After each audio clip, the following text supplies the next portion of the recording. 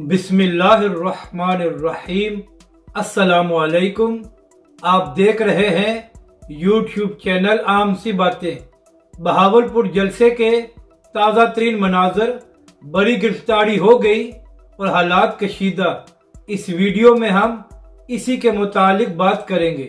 नाजरीन कराम, आज बहावलपुर में एक तारीखी कॉन्फ्रेंस हो रही है जिसमें तहरीक लब्बैक के सरबराह अल्लामा साद हुसैन रिजवी खुद शरीक होंगे और अब तक खबरों के मुताबिक हर जगह पर अल्लामा साद हुसैन रिजवी का शानदार इस्तकबाल किया गया है और इस वक्त तहरीक लब्बैक के सरबराह एक बड़े क्राउड के हमरा बहावलपुर में दाखिल हो चुके हैं और इसके अलावा पंडाल में भी आवाम की बहुत बड़ी तादाद मौजूद है। तो इसलिए वो मीडिया और सहाफ़ी जिनको बड़े जलसे देखने का शौक होता है, तो उन सब को आज दावत है कि वो बहावलपुर आएं और तहरीक लब्बैक के जलसे को लाइव कवर करें और पाकिस्तानी अवाम को ये बात बताएं कि बड़ा जलसा किसे कहते हैं, ताकि सब लोगों को मालूम हो जाए कि तहरीक लब्बैक पाकिस्तान एक सियासी ताकत है और पाकिस्तानी अवाम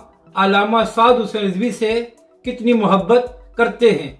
अब बात करते हैं जो तहरीक इंसाफ की अहम रहनुमा श्री मजारी साहिबा को गिरफ्तार किया गया है। तो नाजरीन कराम, इसके बाद PTI ने पूरे मुल्क में प्रोटेस्ट का ऐलान कर दिया है और इसके अलावा शेख रशीद साहब ने यह खदशा भी जाहिर किया है कि लॉन्ग मार्च से पहले इमरान खान साहब को भी गिरफ्तार किया जा सकता है। और इसके अलावा एक खबर यह भी सामने आ रही है कि वजारत दाखिला ने लिस्टें तैयार कर ली हैं कि लॉन्ग मार्च से पहले PTI के किन रहनुमाओं को गिरफ्तार किया जाएगा।